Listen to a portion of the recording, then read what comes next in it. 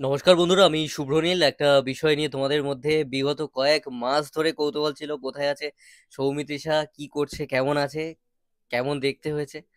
Finally দেখে নিলাম সৌমিত্রিষাকে 21শে জুলাইয়ের মঞ্চে। ঠিক শুনছো, সৌমিত্রিষা উপস্থিত হয়েছেন। মমতা বন্দ্যোপাধ্যায় যখন একটু আগে মঞ্চে প্রবেশ করেছেন, তখন তিনি সবার সঙ্গে দেখা করতে যাচ্ছিলেন, যারা অভিনেতা অভিনেত্রী রয়েছে বা সাধারণ যারা শহীদ হয়েছিলেন তাদের মা বাবা, সাহিত্যিক, গায়ক গায়িকা, প্রত্যেকের সঙ্গে দেখা করছিলেন। তো তখন সেখানে কিন্তু আমি লক্ষ্য রেখেছিলাম যে সৌমিত্রিষা আছে কিনা।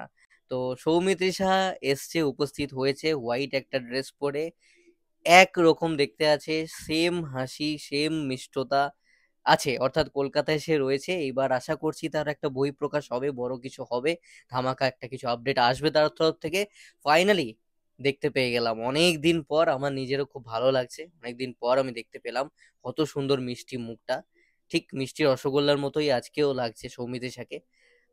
যারা যারা দেখোনি, আমি এখানে একটা কাজ করছি, এডিট করে অ্যাটাচ করে দিচ্ছি স্ক্রিনশটটা। তো হ্যাঁ, এসে গেছেন সৌমিত্রিষা, এসে গেছেন। তো সেইটাই আপডেট ছিল।